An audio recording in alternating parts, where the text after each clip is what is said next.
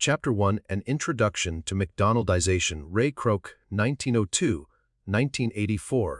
The genius behind the franchising of McDonald's restaurants was a man with big ideas and grand ambitions. But even Kroc could not have anticipated the astounding impact of his creation. McDonald's is the basis of one of the most influential developments in contemporary society. Its reverberations extend far beyond its point of origin in the United States and in the fast food business.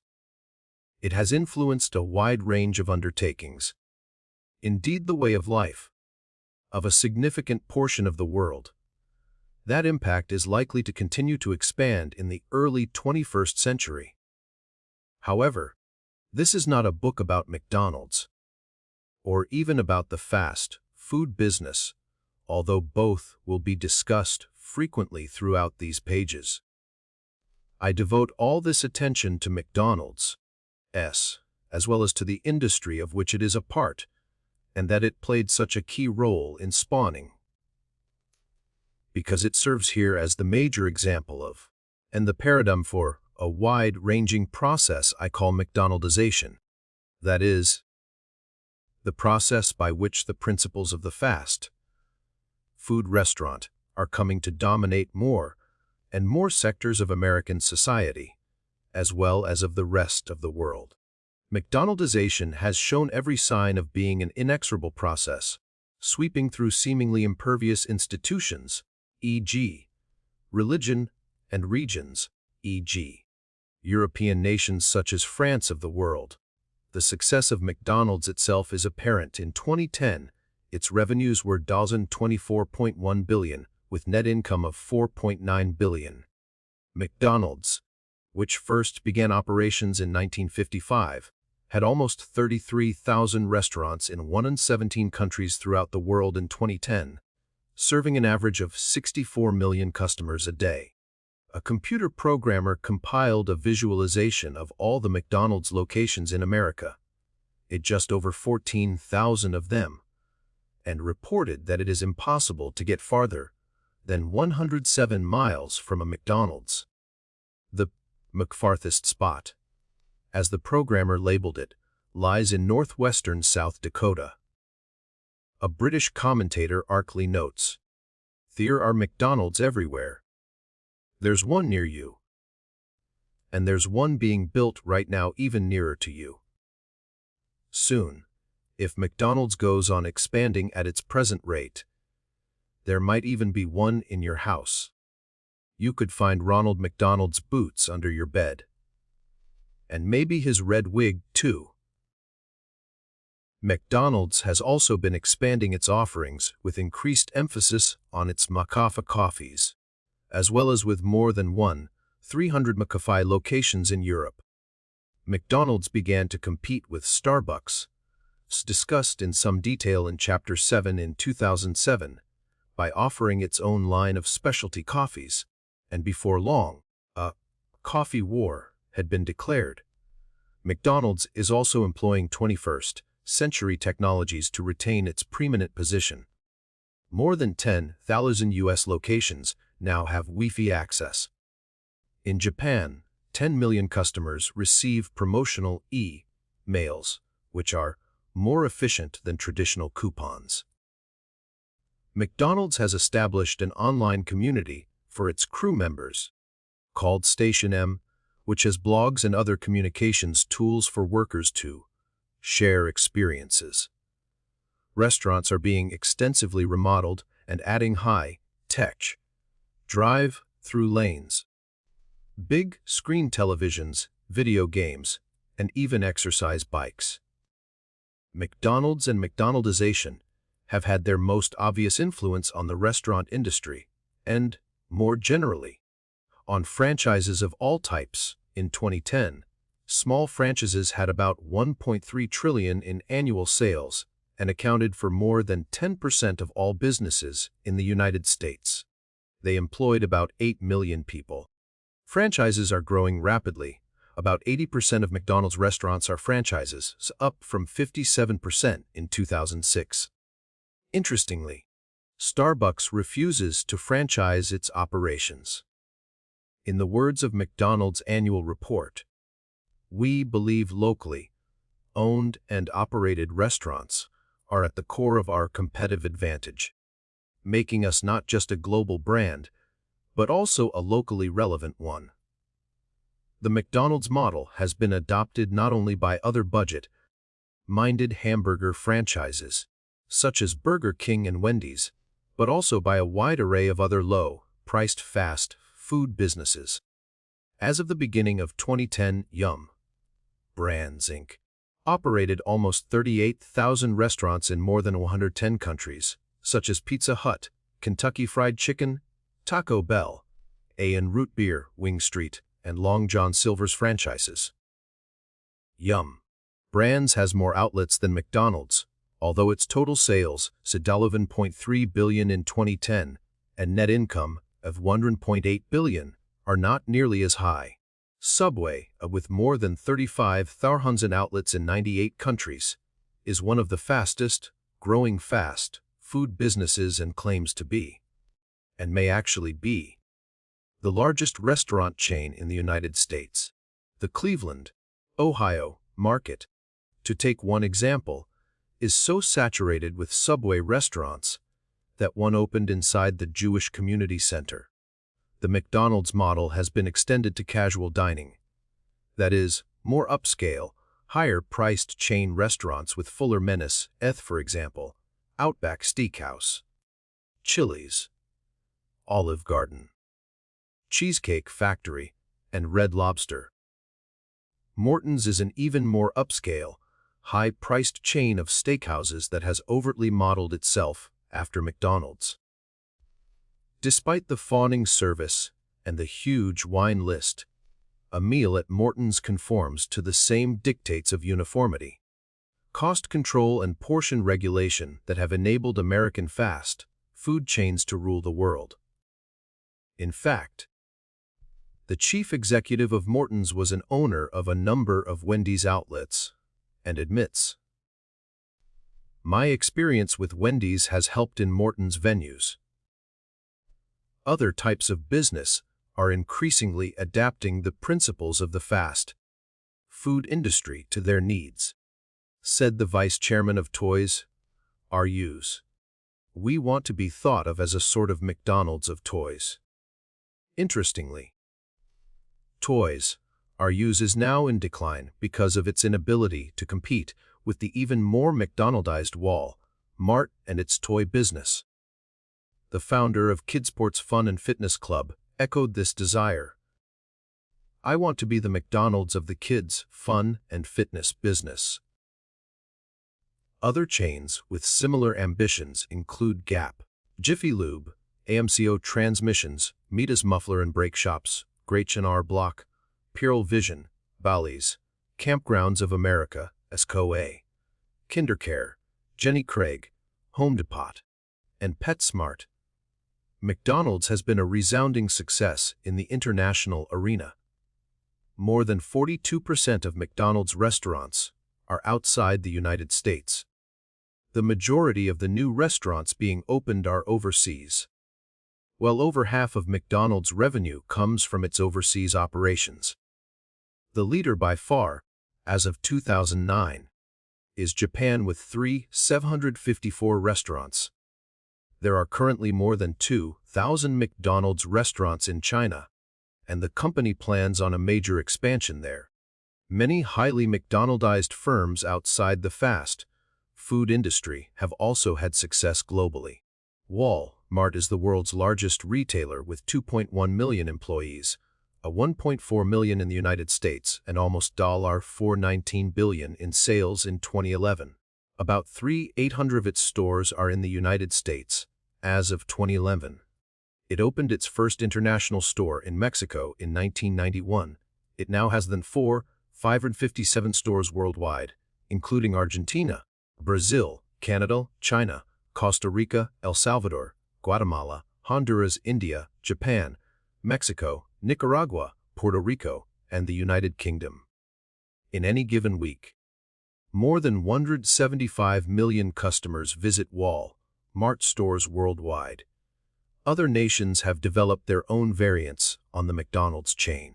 Canada has a chain of coffee shops called Tim Hortons. It merged with Wendy's in 1995, with 811 outlets, 622 in the United States in mid-2011. It is Canada's largest food service provider, with nearly twice as many outlets as McDonald's in that country. The chain has 62% of Canada's coffee business. Starbucks is a distant second with just 7% of that business. Paris, a city whose love for fine cuisine might lead you to think it would prove immune to fast food, has a large number of fast food croissanteries. The revered French bread has also been McDonaldized. India has a chain of fast food restaurants, Nirulas, that sells mutton burgers. About 80% of Indians are Hindus, who eat no beef, as well as local Indian cuisine. Moe's Burger is a Japanese chain with more than 600 restaurants in 8 countries that, in addition to the usual fare, sell teriyaki chicken burgers, rice burgers, and usharuko with brown rice cake. Perhaps the most unlikely spot for an indigenous fast food restaurant, war-ravaged Beirut of 1984, witnessed the opening of Juicy Burger, with a rainbow instead of golden arches, and J.B., the clown standing in for Ronald McDonald. Its owners hoped it would become the McDonald's of the Arab world. In the immediate wake of the 2003 invasion of Iraq, clones of McDonald's, sporting names like Madonnell and Matbacks, opened in that country complete with hamburgers, French fries, and even golden arches. And now McDonaldization is coming full circle. Other countries with their own McDonaldized institutions have begun to export them to the United States. As of 2011, The Body Shop, an ecologically sensitive British cosmetics chain, had more than 500 shops in 60 nations, 300 of them in the United States. American firms, such as Bath and Body Works, have followed the lead and opened copies of this British chain. Pret-a-Manger, a chain of sandwich shops that also originated in Great Britain. See, interestingly, McDonald's purchased a 33% minority share of the company in 2001, but divested itself in 2008, has more than 259 company-owned and run restaurants, mostly in the United Kingdom, but now also in the United States, at 39 restaurants. It plans on opening soon in Paris. Paulo Campero was founded in Guatemala in 1971, and by 2011 had 340 restaurants in Latin America and 6 other countries. More than 50 Paulo Campero restaurants are operating in the United States. Jollibee, a Philippine chain, has 600 stores, with 25 U.S. outlets. Although Paulo Campero is a smaller presence in the United States than the American-owned Paulo Tropical chain, of which has a total of 120 outlets, almost all in the United States, including Puerto Rico, as well as a smattering in Latin America. Paulo Campero is more significant because it involves the invasion of the United States, the home of fast food, by a foreign chain. IKEA, a Swedish-based but Dutch-owned home furnishings company, did about $23.1 billion of business in 2010, derived from the more than 660 million people visiting its 326 stores in 38 countries. Purchases were also made from the 197 million copies of its catalog printed in 61 editions and 29 languages.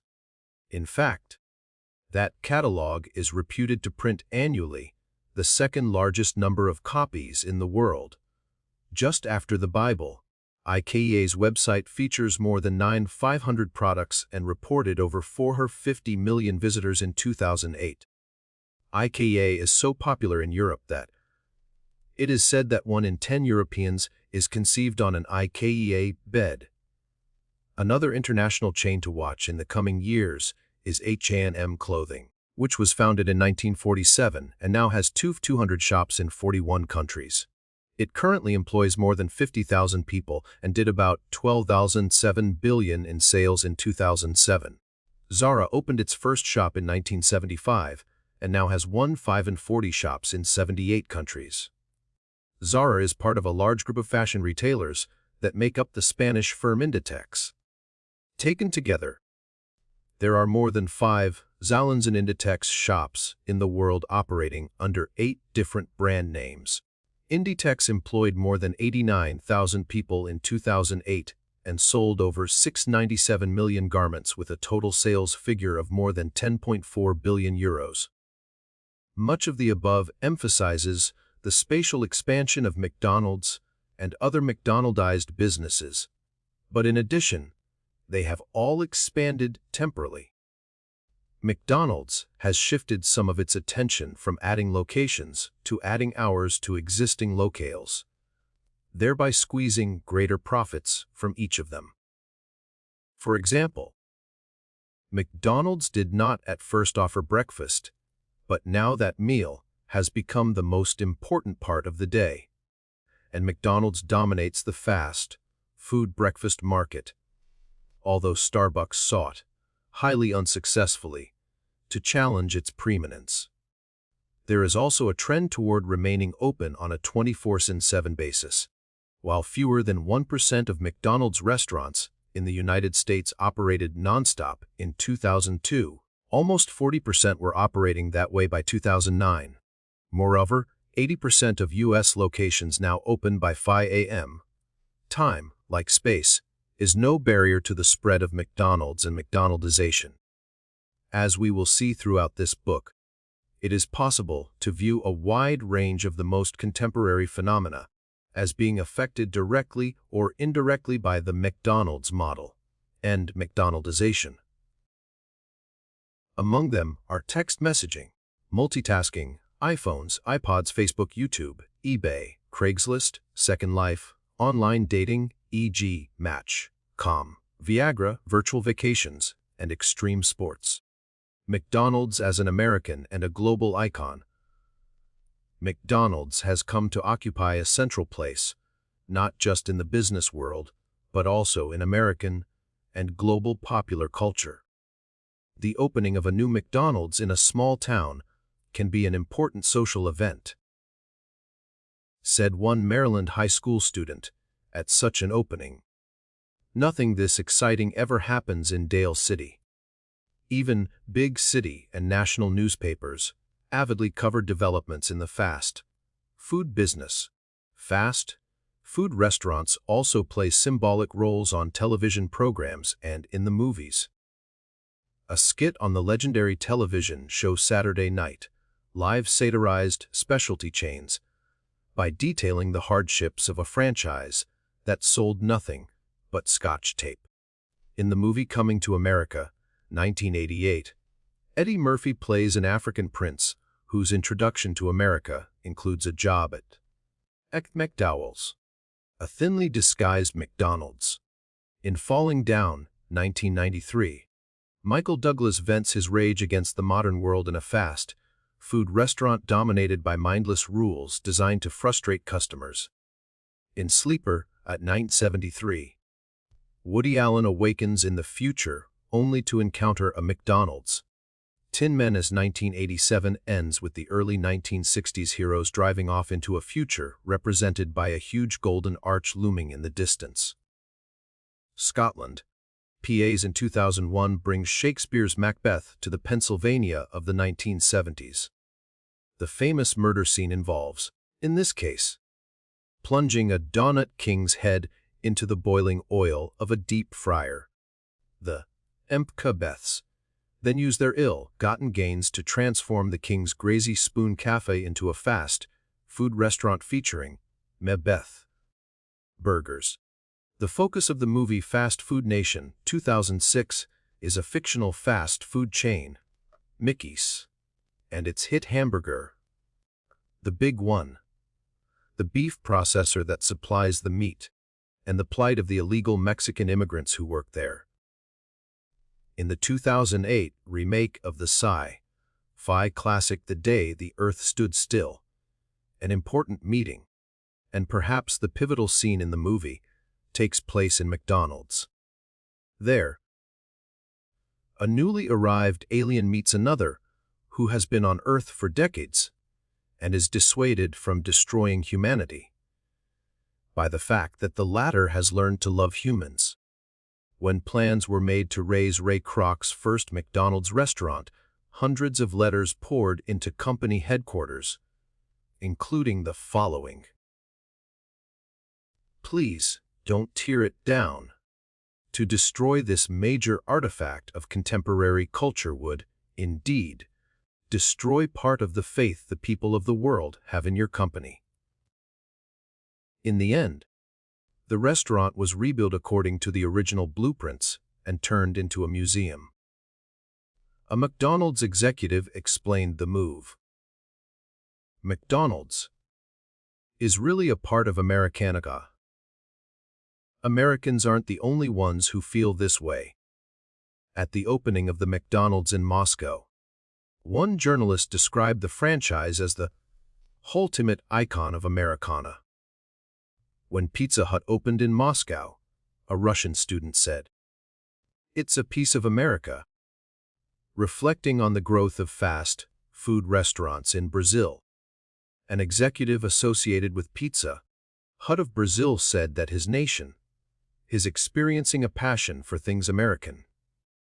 On the popularity of Kentucky Fried Chicken in Malaysia, the local owner said, "Anything Western, especially American, people here love. They want to be associated with America." One could go further and argue that, in at least some ways, McDonald's has become more important than the United States itself. Take the following story about a former U.S. ambassador to Israel officiating at the opening of the first McDonald's in Jerusalem, wearing a baseball cap with the McDonald's Golden Arches logo. An Israeli teenager walked up to him, carrying his own McDonald's hat, which he handed to Ambassador Indyk with a pen and asked, "Are you the ambassador? Can I have your autograph?" Somewhat sheepishly, Ambassador Indyk replied, "Sure. I've never been asked for my autograph before." As the ambassador prepared to sign his name, the Israeli teenager said to him, "Wow. What's it like to be the ambassador from McDonald's, going around the world opening McDonald's restaurants everywhere?" Ambassador Indyk looked at the Israeli youth and said, No. I'm the American ambassador, not the ambassador from McDonald's." Ambassador Indyk described what happened next. "I said to him, 'Does this mean you don't want my autograph?' And the kid said, 'No. I don't want your autograph.' And he took his hat back and walked away." Two other indices of the significance of McDonald's, and, implicitly, McDonaldization, are worth mentioning. The first is the annual Big Mac Index, a part of Burgernomics, published tongue-in-cheek by a prestigious magazine, The Economist. It indicates the purchasing power of various currencies around the world based on the local price, in dollars, of the Big Mac. The Big Mac is used because it is a uniform commodity sold in many different nations. In the 2011 survey, a Big Mac in the United States cost an average of $4.07. In China, it was $2.27. And in Switzerland, it cost $8.06. This measure indicates, at least roughly, where the cost of living is high or low, as well as which currencies are undervalued, so China, and overvalued, as Switzerland. Although The Economist is calculating the Big Mac Index only half seriously. The index represents the ubiquity and importance of McDonald's around the world. Alternatively, The Economist measured economic disparity by comparing the labor time required for the average workers in various cities to earn enough to purchase a Big Mac. The least amount of labor time, 12 minutes, was required in Chicago, while workers in Nairobi had to work for nearly 160 minutes to be able to buy a Big Mac. The second indicator of the global significance of McDonald's is the idea developed by Thomas Friedman that no two countries that both have a McDonald's have ever fought a war since they each got McDonald's. Friedman calls this the Golder-Conscian. Another tongued theory in Arch's theory of conflict prevention. Inc. idea. It implies that the path to world peace lies through the continued international expansion of McDonald's. Unfortunately, it was proved wrong by the NATO bombing of Serbia in 1999, which had McDonald's at the time. To many people throughout the world, McDonald's has become a sacred institution. At that opening of the McDonald's in Moscow, a worker spoke of it as if it were the cathedral in Chartres, a place to experience celestial joy. Kowinski argues that indoor shopping malls, which almost always encompass fast food restaurants and other franchises and chains, are the modern cathedrals of consumption to which people go to practice their consumer religion. Similarly, a visit to another central element of McDonaldized society, Walt Disney World, has been described as the middle-class Hajj, the compulsory visit to the sun-baked holy city. McDonald's has achieved its exalted position because virtually all Americans, and many others, have passed through its golden arches or by its drive-through windows on innumerable occasions. Furthermore, most of us have been bombarded by commercials extolling the virtues of McDonald's, commercials tailored to a variety of audiences, and that change as the chain introduces new foods, new contests, and new product tie-ins. These ever-present commercials, combined with the fact that people cannot drive or walk very far without having a McDonald's pop into view, have embedded McDonald's deeply in popular consciousness. A poll of school-aged children showed that 96% of them could identify Ronald McDonald, second only to Santa Claus in name recognition. Over the years, McDonald's has appealed to people in many ways. The restaurants themselves are depicted as spick and span. The food is said to be fresh and nutritious. The employees are shown to be young and eager. The managers appear gentle and caring. And the dining experience itself seems fun-filled. Through their purchases, people contribute, at least indirectly, to charities such as the Ronald McDonald Houses for Sick Children. The long arm of McDonaldization. McDonald's strives continually extend its reach within American society and beyond. As the company's chairman said, or goal, to totally dominate the quick-service restaurant industry worldwide. I want McDonald's to dominate. McDonald's began as a phenomenon of suburbs and medium-sized towns. But later it moved into smaller towns that supposedly could not support such a restaurant, and into many big cities that were supposedly too sophisticated. Today, you can find fast food outlets in New York's Times Square. McDonald's can even be found on the Guantanamo Bay, U.S. Naval Base in Cuba and in the Pentagon. Small, satellite, express, or remote outlets opened in areas that could not support full-scale fast food restaurants are also expanding rapidly. They are found in small storefronts in large cities and in non-traditional settings such as museums, department stores, service stations, and even schools. These satellites typically offer only limited menus and may rely on larger outlets for food storage and preparation. A flap arose over the placement of a McDonald's in the new federal courthouse in Boston.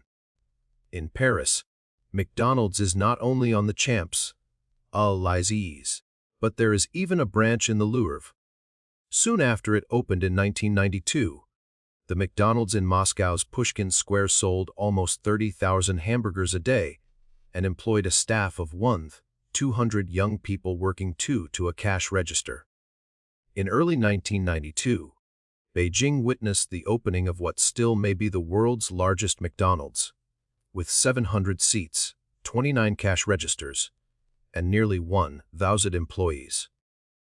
On its first day of business, it set a new one-day record for McDonald's by serving about 40,000 customers. Among the more striking sights for a McDonald's restaurant are at the Grand Canyon, in what was at the time the world's tallest building, the Petronas Towers in Malaysia, as a ski-through on a slope in Sweden, and in a structure in Shrewsbury, England. That dates back to the 13th century. No longer content to dominate the strips that surround many college campuses, fast food restaurants have moved right onto many of those campuses. The first campus fast food restaurant opened at the University of Cincinnati in 1973. Today, college cafeterias often look like shopping mall food courts. And it's no wonder, given that campus food service is a multi-billion-dollar-year business, in conjunction with a variety of branded partners. If, for example, Pizza Hut and Subway, Marriott now supplies food to many colleges and universities. The apparent approval of college administrations puts fast food restaurants in a position to further influence the younger generation. We no longer need to leave many highways to obtain fast food quickly and easily. Fast food is now available at many convenient rest stops along the road. After refueling, we can proceed with our trip, which is likely to end in another community with about the same density and mix of fast food restaurants as the locale we left behind. Fast food is also increasingly available in hotels, railway stations, and airports. In other sectors of society, the influence of fast food restaurants has been subtler but no less profound. Food produced by McDonald's and other fast food restaurants has begun to appear in high schools and trade schools. More than 50% of school cafeterias offer popular brand name fast foods such as McDonald's, Pizza Hut, or Taco Bell at least once a week, said the Director of Nutrition for the American School Food Service Association. Kids today live in a world where fast food has become a way of life. For us to get kids to eat, period, we have to provide some familiar items. Few lower-grade schools as yet have in-house fast food restaurants. However, many have had to alter school cafeteria menus and procedures to make fast food readily available. Apples, yogurt, and milk may go straight into the trash can, but hamburgers, fries, and shakes are devoured. Fast food restaurants also tend to cluster within walking distances of schools. The attempt to hook school-aged children on fast food reached something of a peak in Illinois, where McDonald's operated a program called A for Cheeseburger. Students who received A's on their report cards received a free cheeseburger, thereby linking success in school with McDonald's. In Australia, toy versions of food featured by McDonald's have been marketed to children as young as 3. The toys include fake McDonald's fries, a self-assembling Big Mac, milkshake, chicken McNuggets, baked apple pie, and mini cookies. Many fear that playing with such toy food will increase children's interest in eating the real thing. The military has also been pressed to offer fast food on both bases and ships. Despite criticisms by physicians and nutritionists, fast food outlets have turned up inside U.S. general hospitals and in children's hospitals. While no private homes yet have a McDonald's of their own, meals at home often resemble those available in fast food restaurants. Frozen, microwavable, and prepared foods, which bear a striking resemblance to meals available at fast food restaurants, often find their way to the dinner table. There are even cookbooks. For example, secret fast food recipes, the fast food cookbook, that allow one to prepare genuine fast food at home. Then there is also home delivery of fast foods, especially pizza, as revolutionized by Domino's. Another type of expansion involves what could be termed vertical McDonaldization. That is, the demands of the fast food industry, as is well documented in Eric Schlosser's Fast Food Nation, have forced industries that service it to McDonaldize in order to satisfy its insatiable demands. Potato growing and processing, cattle ranching, chicken raising, and meat slaughtering and processing have all had to McDonaldize their operations, leading to dramatic increases in production. That growth has not come without costs. However, as demonstrated in the movie Food, Inc. See 2009, meat and poultry are more likely to be disease-ridden, small, often non-McDonaldized producers and ranchers have been driven out of business, and millions of people have been forced to work in low-pay, meaning demanding, and sometimes outright dangerous jobs. For example, in the meatpacking industry, relatively safe, unionized, secure, manageable, and relatively high-paying jobs in once household names such as Swift and Armour have been replaced with unsafe, non-unionized, insecure, unmanageable, and relatively low-paying positions with largely anonymous corporations. While some largely owners, managers, and stockholders have profited enormously from vertical McDonaldization, far more have been forced into a marginal economic existence. McDonald's is such a powerful model that many businesses have acquired nicknames beginning with MC. Examples include McDentists and McDoctors, meaning drive-in clinics designed to deal quickly and efficiently with minor dental and medical problems. MChild care centers, meaning child care centers such as KinderCare.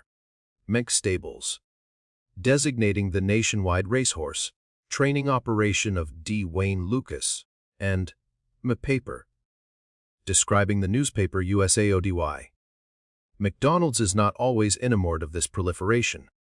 Take the case of eBayization, a San Francisco chain with a half-dozen outlets. A note appears on the back of the menu explaining why the chain was not named McSushi. The original name was McSushi. Our sign was up and we were ready to go. But before we could open our doors, we received a very formal letter from the lawyers of, you guessed it, McDonald's. It seems that McDonald's has cornered the market on every food name possible from Mechabagaletter, Siki, to McTaco. They explained that the use of the name McSushi would dilute the image of McDonald's. So powerful is McDonaldization that the derivatives of McDonald's, in turn, exert their own powerful influence. For example, the success of USA Today led many newspapers across the nation to adopt shorter stories and colorful weather maps. As one US Today editor said, the same newspaper editors who call us McPaper have been stealing our Mickey nuggets. Even serious journalistic enterprises such as the New York Times and the Washington Post have undergone changes. So, for example, the use of color as a result of the success of US Today. The influence of USA Today is blatantly manifested in many local newspapers throughout the United States. As in USA Today, stories usually start and finish on the same page. Many important details, much of a story's context, and much of what the principals have to say are cut back severely or omitted entirely. With its emphasis on light news and color graphics, the main function of such a newspaper seems to be entertainment. Like virtually every other sector of society, sex has been McDonaldized. In New York City, an official called a three-story pornographic center the McDonald's of sex because of its cookie-cutter cleanliness and compliance with the law. In the movie Sleeper, Woody Allen not only created a futuristic world in which McDonald's was an important and highly visible element, but he also envisioned a society in which people could enter a machine called an orgasmatron to experience an orgasm without going through the muss and fuss of sexual intercourse. The porn site RedTube mimics the standardized interface of YouTube to provide various categories of adult content that users can view on the site or embedded in their own web pages. The web is filled with video chat sites where users can request the performance of various sex acts. The Casual Encounters section on Craigslist provides people from every city in the world with a centralized interface to find sexual partners. A variety of devices, termed teledildonics by the adult entertainment industry, enable users to stimulate one another through computer networks. Therfeel is a virtual 3D environment where users can interact in real time and engage in sexual activity, with or without teledildonics. As Woody Allen anticipated with his orgasmatron, participants can experience an orgasm without ever meeting or touching one another. In a world where convenience is king, disembodied sex has its allure. You don't have to stir from your comfortable home. You pick up the phone or log onto the computer and, if you're plugged in, a world of sexual splendor rolls out before your eyes. These examples suggest that no aspect of people's lives is immune to McDonaldization. Various pharmaceuticals can be seen as McDonaldizing sex. Viagra and similar drugs such as Cialis do this by, for example, making the ability of males to have sex more predictable. Such drugs also claim to work fast and to last for a long time. MDMA ecstasy lasts for as much as 8 hours and tends to increase the intensity of sensory information and feelings of socials, including sexual connectedness. The preceding merely represents the tip of the iceberg as far as the long arm of McDonaldization is concerned. Other areas affected by McDonaldization include the following: mountain climbing, e.g., reliance on guidebooks to climbing routes; criminal justice systems, police profiling; 3 strikes and you're out; family, books; TV shows devoted to quick fixes to family problems; mech schools, and the policies that serve to McDonaldize them; losing weight, and the McDonaldization of the body; internet as a site of McDonaldization, see Chapter 7, and their supersizing religious cream jobs. Of the politics, farms and of religion and deculted farms, and the McDonaldization. Hot politics. Drive through democracy. The dimensions of McDonaldization. Why has the McDonald's model proven so irresistible? Eating fast food at McDonald's has certainly become a sign that, among other things, is in tune with the contemporary lifestyle.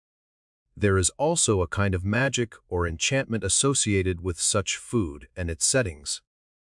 The focus here, however, is on the 4 dimensions that lie at the heart of the success of this model and, more generally, of McDonaldization. In short, McDonald's has succeeded because it offers consumers, workers, and managers efficiency, calculability, predictability, and control. Chapters 3 and 4 will be devoted to these dimensions of McDonaldization. But it is important to at least mention them at this point. Efficiency. One important element of the success of McDonald's is efficiency, or the optimum method for getting from one point to another. For consumers, McDonald's its drive-through is a good example, offers the best available way to get from being hungry to being full. The fast food model offers, or at least appears to offer, an efficient method for satisfying many other needs as well. Woody Allen's orgasmatron offered an efficient method for getting from quiescence to sexual gratification. Other institutions fashioned on the McDonald's model offer similar efficiency in exercising, losing weight, lubricating cars, getting new glasses or contacts, or completing income tax forms. Like their customers, workers in McDonaldized systems function efficiently by following the steps in a pre-designed process. Calculability. Calculability emphasizes the quantitative aspects of products sold, portion, size, cost, and services offered, at the time it takes to get the product. In McDonaldized systems, quantity has become equivalent to quality. A lot of something, or the quick delivery of it, means it must be good. As a culture, we tend to believe deeply that in general bigger is better. People can quantify things and feel that they are getting a lot of food for what appears to be a nominal sum of money, best exemplified by the McDonald's dollar menu. In a Denny's ad, a man says, "I'm going to eat too much, but I'm never going to pay too much." This calculation does not take into account an important point.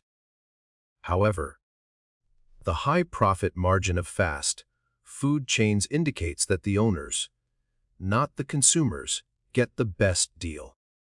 People also calculate how much time it will take to drive to McDonald's, be served the food, eat it, and return home. They then compare that interval to the time required to prepare food at home.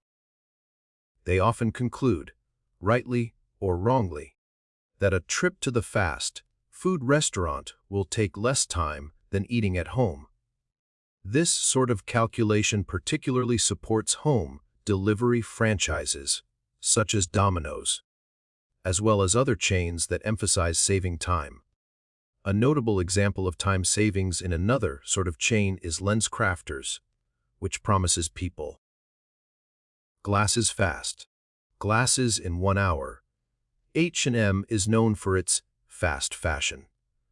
Some McDonaldized institutions combine the emphasis on time and money. Domino's promises pizza delivery in half an hour, or the pizza is free. Pizza Hut will serve a personal pan pizza in 5 minutes, or it too will be free. Workers in McDonaldized systems also emphasize the quantitative rather than the qualitative aspects of their work. Since the quality of the work is allowed to vary little, workers focus on how quickly tasks can be accomplished. In a situation analogous to that of the customer, workers are expected to do a lot of work very quickly for low pay. Predictability. McDonald's also offers predictability, the assurance that products and services will be the same over time and in all locales. Egg McMuffins in New York will be virtually identical to those in Chicago and Los Angeles. Also, those eaten next week or next year will be about the same as those eaten today. Customers take great comfort in knowing that McDonald's offers no surprises. They know that the next egg muffin they eat will not be awful, but it will not be exceptionally delicious either. The success of the McDonald's model suggests that many people have come to prefer a world in which there are few surprises. This is strange, notes a British observer, considering McDonald's is the product of a culture which honors individualism above all. The workers in McDonaldized systems also behave in predictable ways. They follow corporate rules as well as the dictates of their managers. In many cases, what they do, and even what they say, is highly predictable. Control, the fourth element in the success of McDonald's, control, is exerted over the people who enter McDonald's. Lines, limited menace, few options, and uncomfortable seats all lead diners to do what management wishes them to do: eat quickly and leave. Furthermore, the drive-through window invites diners to leave before they eat. In the Domino's model, customers never enter in the first place. The people who work in McDonaldized organizations are also controlled to a high degree, usually more blatantly and directly than customers. They are trained to do a limited number of tasks in precisely the way they are told to do them. This control is reinforced by the technologies used and the way the organization is set up to bolster this control. Managers and inspectors make sure that workers toe the line. A critique of McDonaldization, the irrationality of rationality. McDonaldization offers powerful advantages. In fact, efficiency, predictability, calculability, and control through non-human technology, that is, technology that controls people, rather than being controlled by them, can be thought of not only as the basic components of a rational system, but also as the powerful advantages of such a system. However, rational systems inevitably spawn irrationalities. The downside of McDonaldization will be dealt with most systematically under the heading of the irrationality of rationality. In fact, paradoxically, the irrationality of rationality can be thought of as the fifth dimension of McDonaldization. See Chapter 5.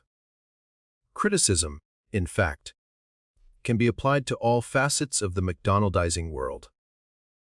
As just one example, at the opening of Euro Disney, a French politician said that it will bombard France with uprooted creations that are to culture what fast food is to gastronomy.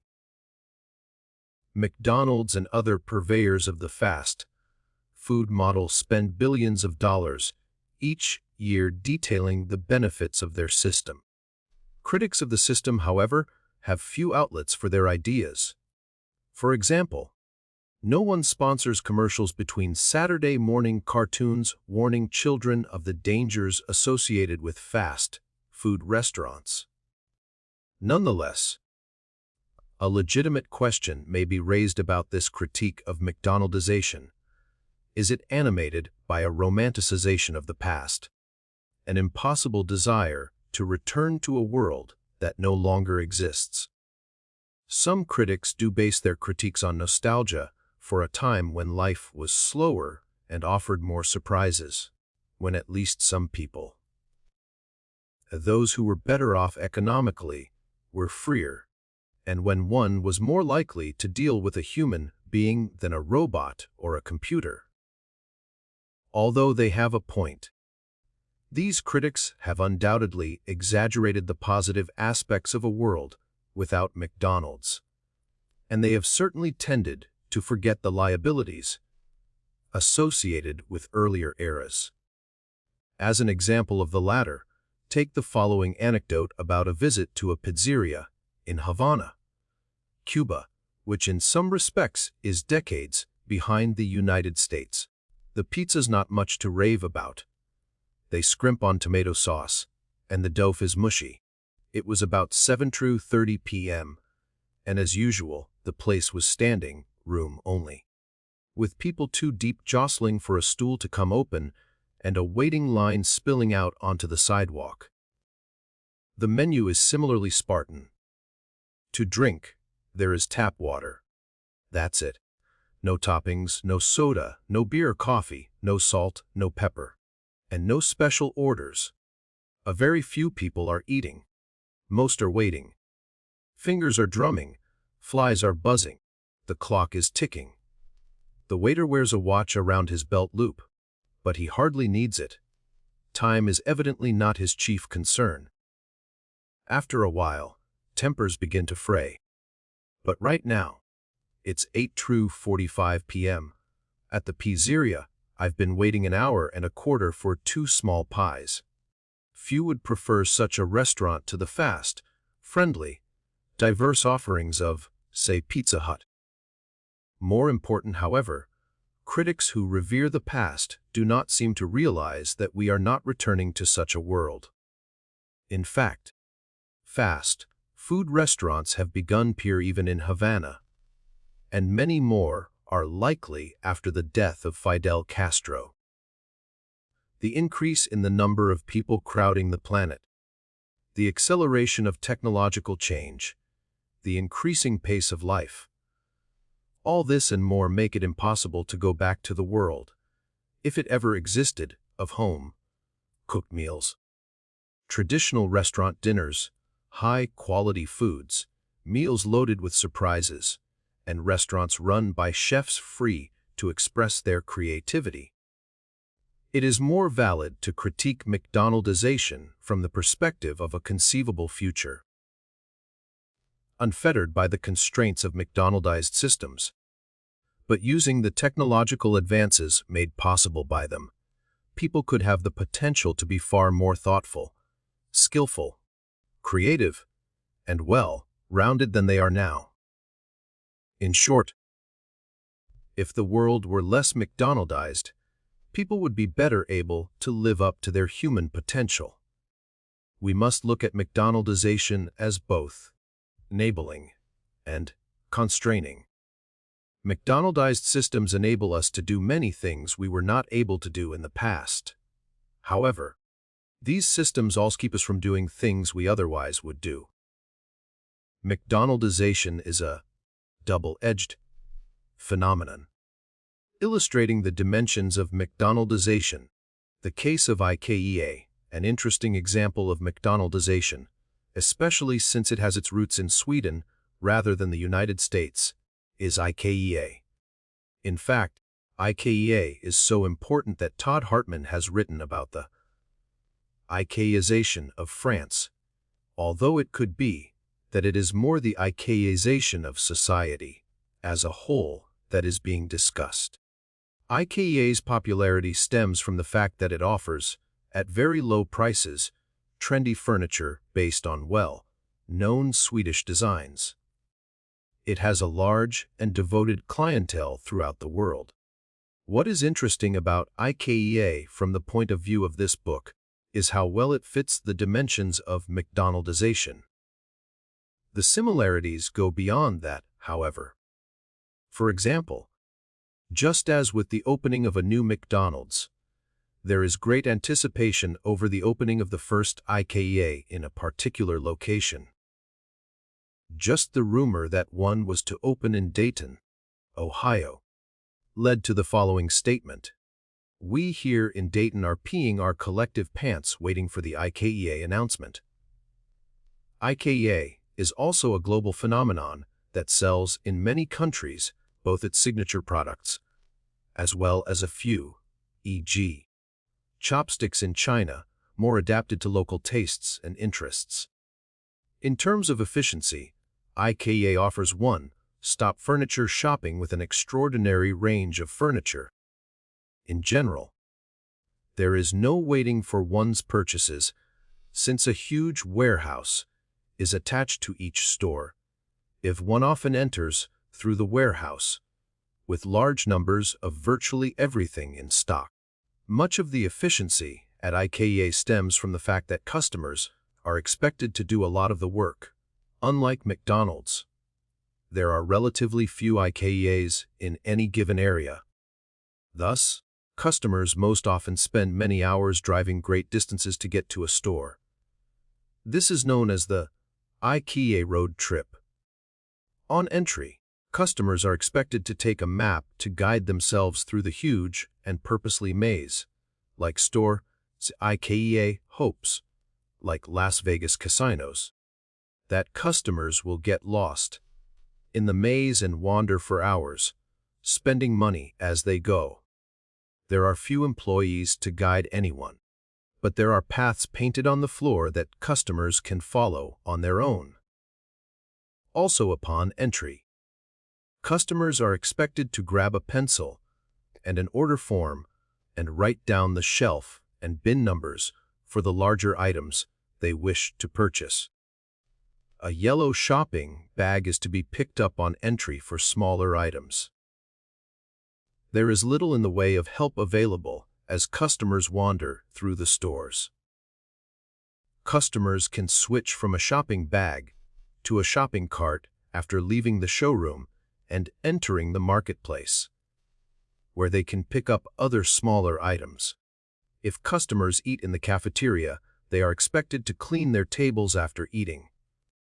There is even this helpful sign: "Why should I clean my own table?" At IKEA.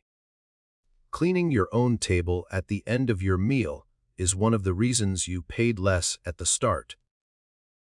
Most of the furniture sold is unassembled in flat packages, and customers are expected to load most of the items, except the largest, into their cars themselves. After they get home, they must break down and dispose of the packaging and then put their furniture together. If the furniture does not fit into their car, they can rent a truck on site to transport it home or have it delivered, although the cost tends to be high, especially relative to the price paid for the furniture. To get a catalog, customers often sign up online. In these ways and others, IKEA has its customers do unpaid work. Calculability is at the heart of IKEA, especially the idea that what is offered is at a very low price. IKEA uses a technique called bulla bulla, in which a bunch of items are purposely jumbled in bins to create the impression of volume and, therefore, inexpensiveness. Like a McDonald's dollar menu, one can get a lot of furniture, a roomful, even a houseful, at bargain prices. As with value meals, IKEA customers feel they are getting value for their money. The large cafeteria offers low-priced food, including the chain's signature Swedish meatballs and 99-cent breakfasts. However, as is always the case in McDonaldized settings, low price generally means that the quality is inferior, and it is often the case that IKEA products fall apart in relatively short order. IKEA also emphasizes the huge size of its stores, which often approach 300,000 square feet, so about 4 to 5 football fields. This mammoth size leads the consumer to believe that there will be a lot of furniture offered and that, given the store's reputation, most of it will be highly affordable. Of course, there is great predictability about any given IKEA. Large parking lots, a supervised children's play area, where IKEA provides personnel, because of liability issues as well as the fact that supervised children give parents more time and peace of mind to shop and spend. The masses of inexpensive, Swedish, designed furniture exit through the warehouse and the checkout counters, boxes to take home with furniture requiring assembly, and so on. An IKEA is a highly controlled environment, mainly in the sense that the maze-like structure of the store virtually forces the consumer to traverse the entire place and to see virtually everything it has to offer. If one tries to take a path other than that set by IKEA, one is likely to become lost and disoriented. There seems to be no way out that does not lead to the checkout counter, where you pay for your purchases. There are a variety of irrationalities associated with the rationality of IKEA, most notably the poor quality of most of its products. Although the furniture is purportedly easy to assemble, many are more likely to think of it as impossible to assemble. Then there are the often long hours required to get to an IKEA, wander through it, drive back home, and then assemble the purchases. The advantages of McDonaldization. This discussion of the fundamental characteristics of McDonaldization makes it clear that, despite irrationalities, McDonaldization and other McDonaldized systems, such as IKEA, has succeeded so phenomenally for good, solid reasons. Many knowledgeable people, such as the economic columnist Robert Samuelson, strongly support the McDonald's business model. Samuelson confesses to openly worship inking McDonald's, and he thinks of it as the greatest restaurant chain in history. In addition, McDonald's offers many praiseworthy programs that benefit society, such as Ronald McDonald Houses, which permit parents to stay with children undergoing treatment for serious medical problems, job training programs for teenagers, programs to help keep employees in school, efforts to hire and train the disabled, the McMaster's program aimed at hiring senior citizens, an enviable record of hiring and promoting minorities, a social responsibility program with goals of improving the environment and animal welfare. The process of McDonaldization has also led to positive changes in many aspects of life. Here are a few specific examples.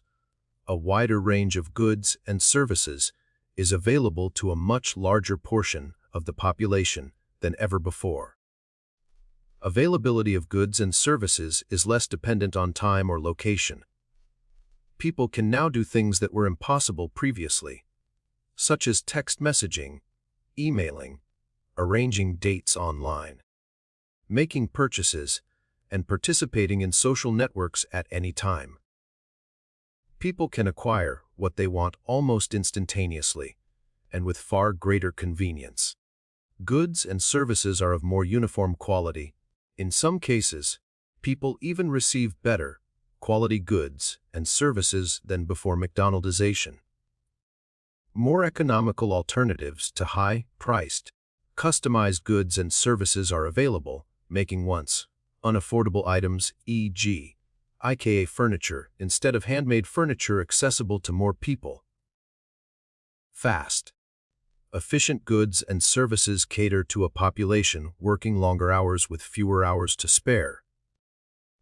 In an unpredictable world, the stable, familiar, and safe environment of McDonaldized systems provides comfort. Quantification allows consumers to easily compare competing products. Certain products, such as exercise and diet programs, are safer in a carefully regulated and controlled system. People are more likely to be treated equally, regardless of race, sex, sexual orientation, or social class. Organizational and technological innovations are rapidly diffused through networks of identical operators. The most popular products of one society can be more easily shared with others. What isn't McDonaldized? This chapter should give you a sense of McDonaldization and the range of phenomena to be discussed throughout this book. In fact, such a wide range of phenomena can be linked to McDonaldization that you may begin to wonder, what isn't McDonaldized? Is McDonaldization the equivalent of modernity? Is everything contemporary McDonaldized? Although much of the world has been McDonaldized, at least 3 aspects of contemporary society have largely escaped the process, aspects traceable to an earlier, pre-modern, age. A good example is the mom and pop grocery store, new businesses that have sprung up or expanded as a reaction against McDonaldization. For instance, people fed up with McDonaldized motel rooms in Holiday Inns or Motel 6 can stay instead in a bed and breakfast, which offers a room in a private home with personalized attention and a homemade breakfast from the proprietor, as see Chapter 7. Aspects suggesting a move toward a new, postmodern age. For example, in a postmodern society, modern high-rise housing projects make way for smaller, more livable communities. Thus, although McDonaldization is ubiquitous, there is more to the contemporary world than McDonaldization. It is a very important social process, but is far from the only process transforming contemporary society. RNN, out burger and pret a manger antitheses of McDonaldization. There are degrees of McDonaldization. McDonaldization is not an all or nothing process. Not all fast food restaurants are as McDonaldized as McDonald's. In fact, fast food itself is not the problem. Most societies throughout history have had fast foods of all types, and they have not been problematic. There are many fine fast food restaurants in the United States and the world, although few are part of large chains.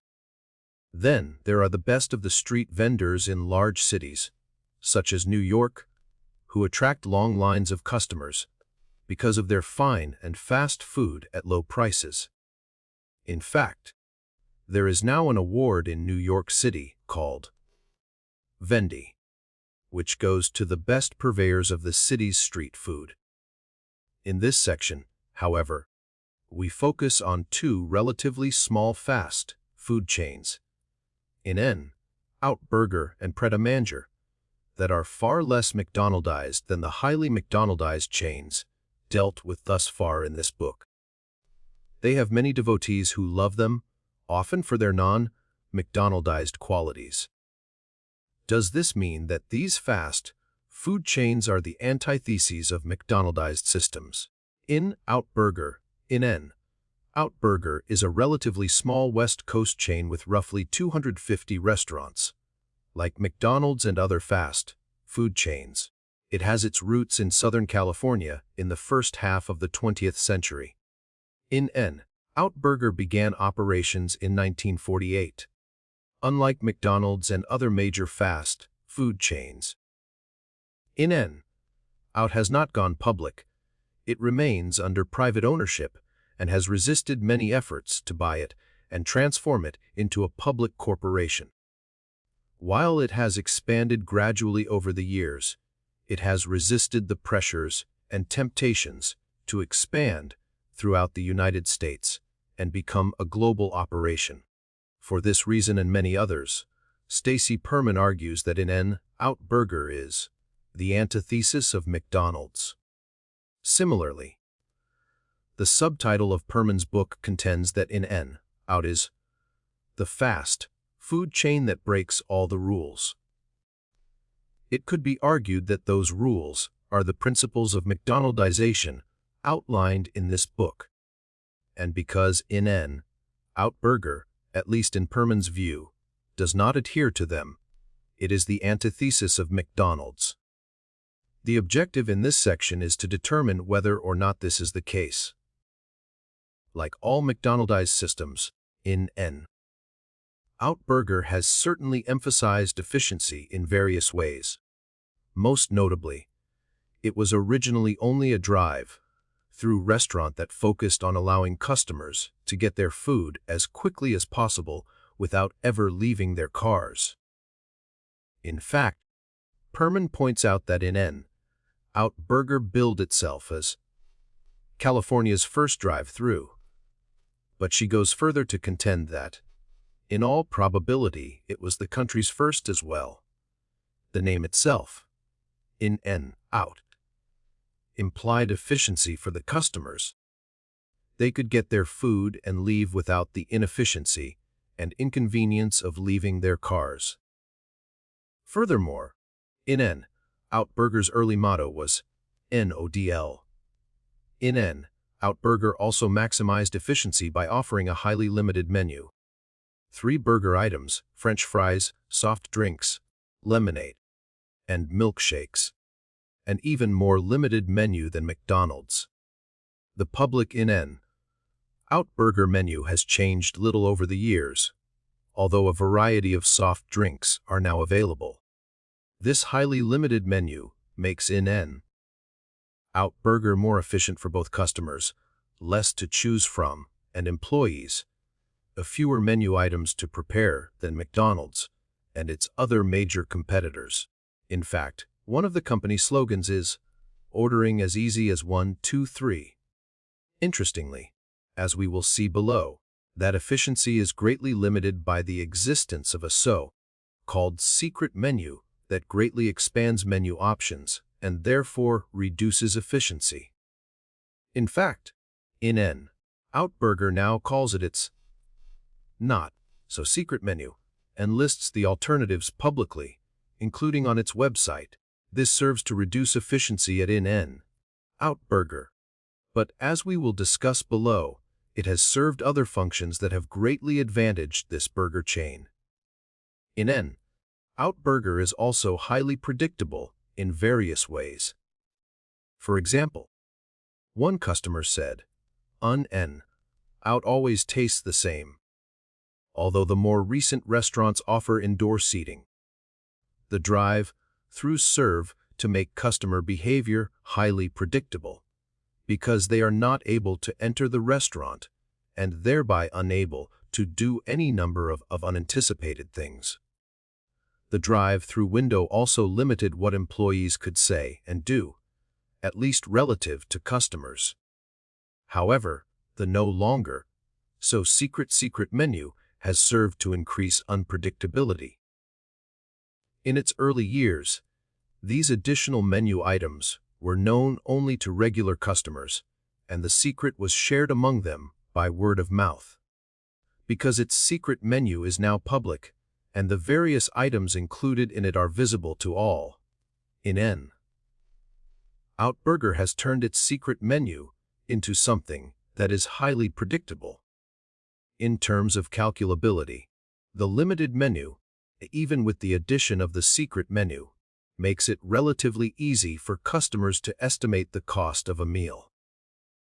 In addition, as is true of all fast food chains, the prices are low and customers know, or at least believe, that they are going to get a lot of food for little money. The preparation and serving of food is fast, but not nearly as fast as at McDonald's, since food is not prepared until it is ordered.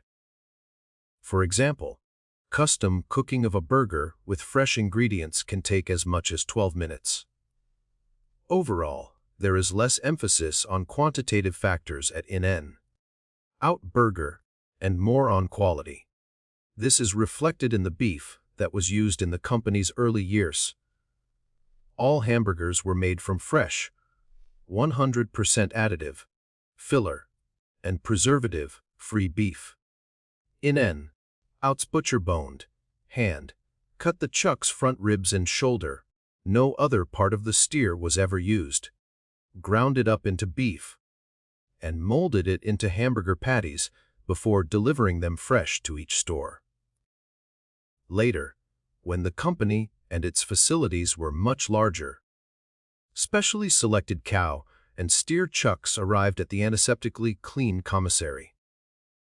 The chain proudly proclaimed that it paid a premium to purchase fresh, high-quality beef chucks. To better enforce Out's quality standards, each chuck was inspected before being accepted. After Out's inspection, a team of skilled butchers boned and removed the meat. The careful way in which this is worded is interesting and revealing. We will return to it below. There is control at Out, but it is not nearly as great as that at McDonald's. The drive-through gave, and continues to give, Out great control over customers as well as over workers, because of their limited contact with customers. In at least one way, Outburger has even more control than McDonald's. McDonald's has many franchises, and while systems are in place to exert control over them, franchisees do have a measure of autonomy and can act in ways that the corporation does not sanction. In contrast, Outburger has refused to franchise its operations because it saw franchising as a surefire path to losing quality control. Since it owns all of its restaurants, In-N Out has great control over them. Thus, in various ways, In-N Out Burger is McDonaldized, and because of that, as well as for other reasons, it has a number of irrationalities.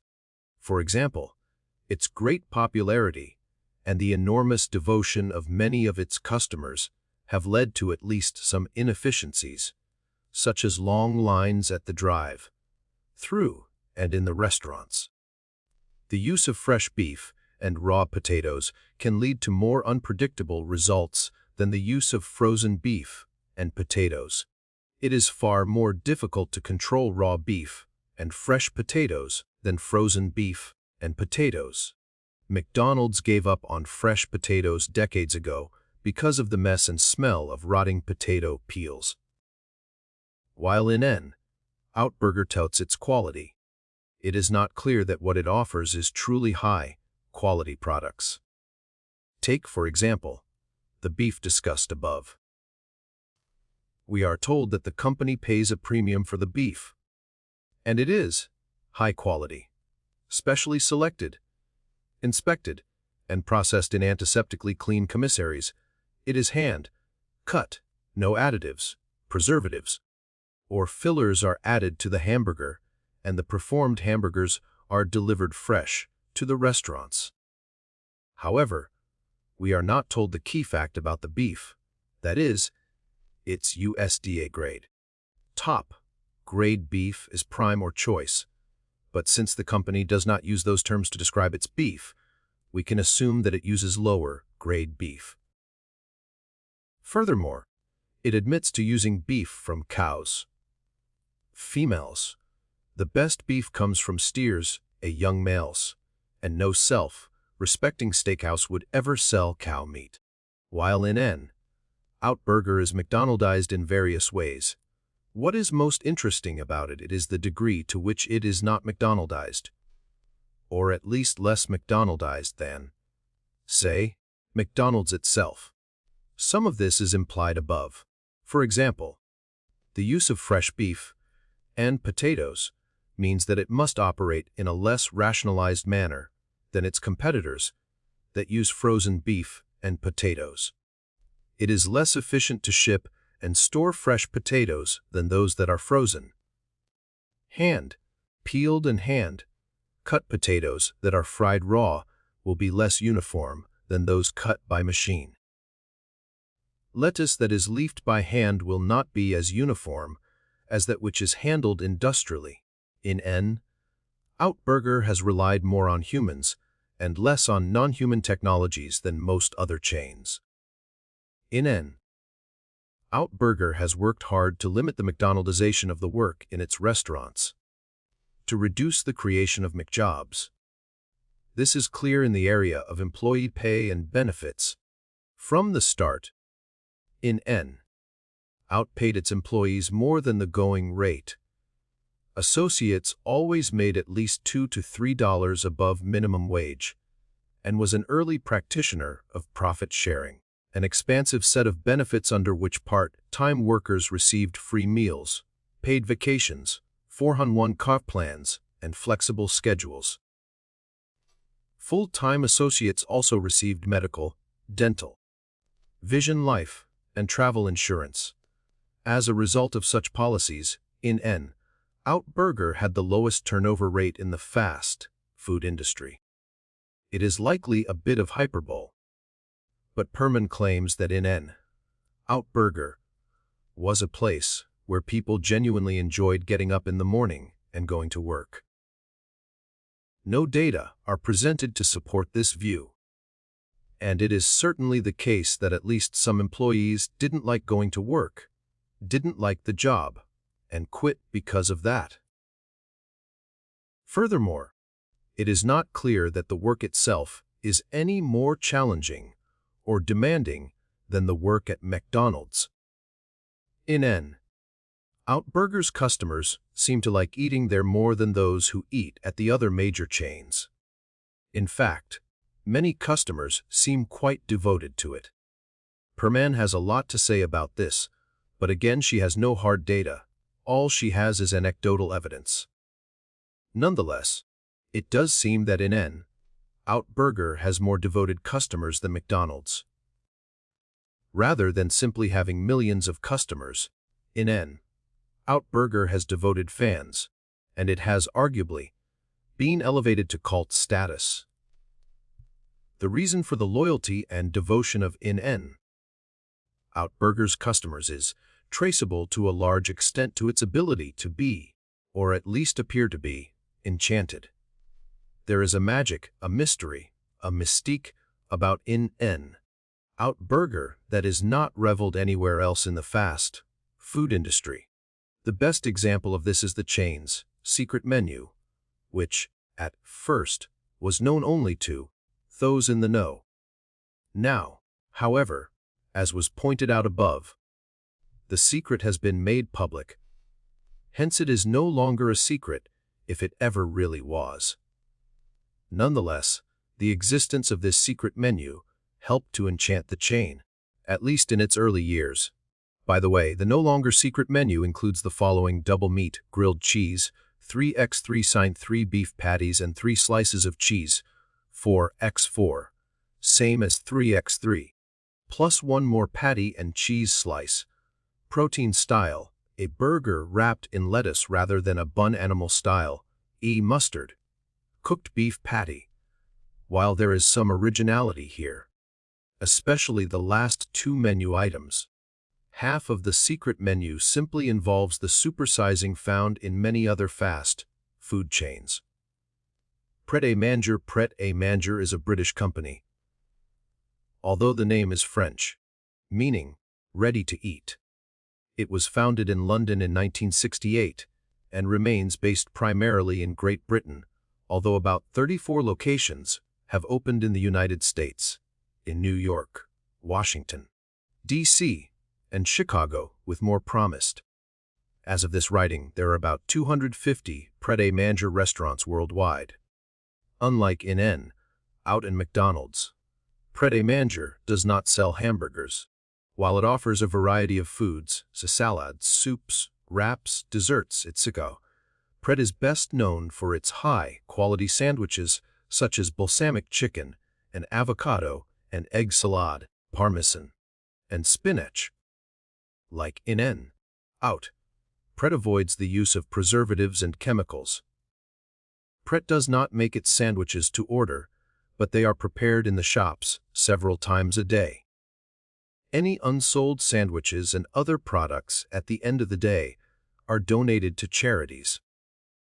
While Pret strives in many ways to be the antithesis of McDonald's, a third of the company was sold to McDonald's about a decade ago.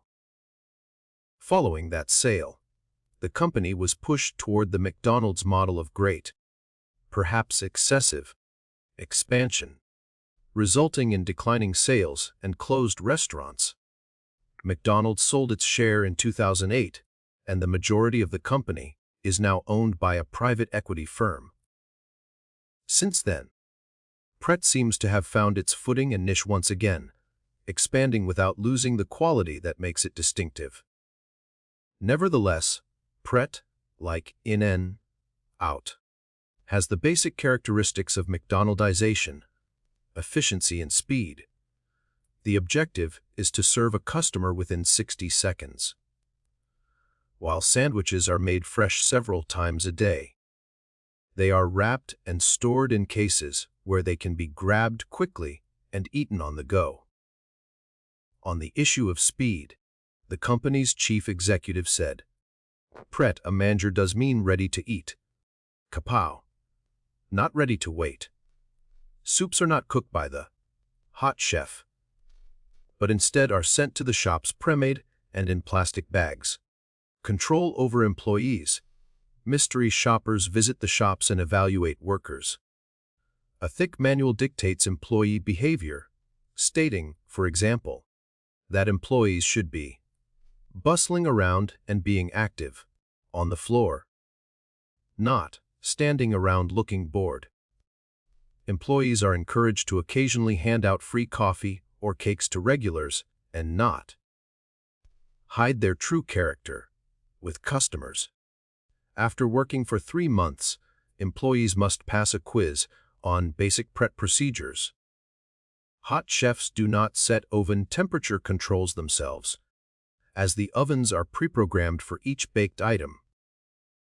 Control over customers are controlled in various ways, particularly with pre-made sandwiches, which prevent those ahead in line from slowing things down by asking for modifications.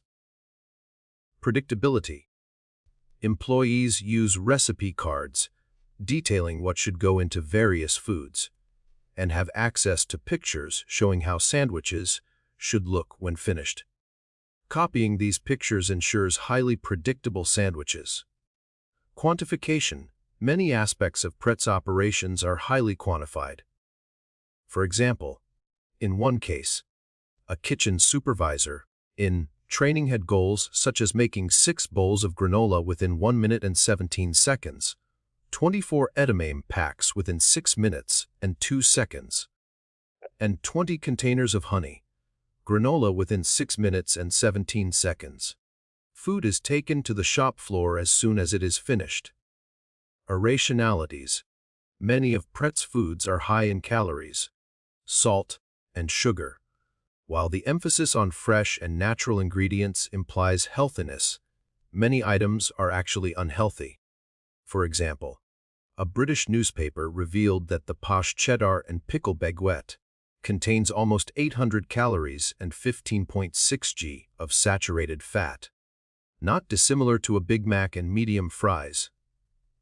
While Pret is McDonaldized in various ways, like in, out, it also has characteristics that set it apart from the McDonald's model.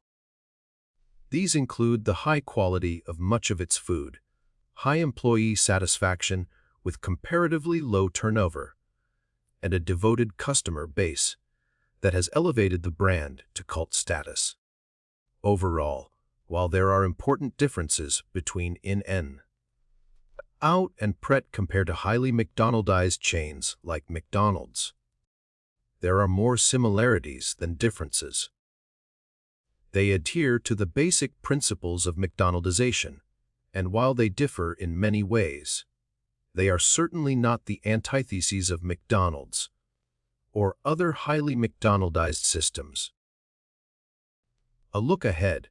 Because this book is a work in the social sciences, it cannot merely assert that McDonaldization is spreading throughout society. It must present evidence for that assertion. Thus, after a discussion of the past, present, and future of McDonaldization in Chapter 2, Chapters 3 and 4 provide evidence of the 4 basic dimensions of McDonaldization outlined in this chapter: efficiency, calculability, predictability, and control. Numerous examples in each chapter show the degree to which McDonaldization has penetrated society and the accelerating rate of that penetration. The remainder of the book is more analytical. In Chapter 5, the 5th and paradoxical element of McDonaldization, the irrationality of rationality, is explored. Although much of the book criticizes McDonaldization, this chapter presents the critique most clearly and directly, discussing a variety of irrationalities, the most important of which is dehumanization.